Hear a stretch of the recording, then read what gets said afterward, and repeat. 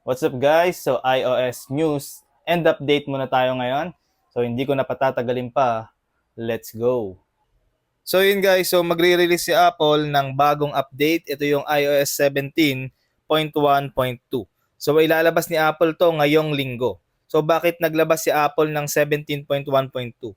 Para maayos yung keyboard issue and yung iba pang issue sa 17.1.1.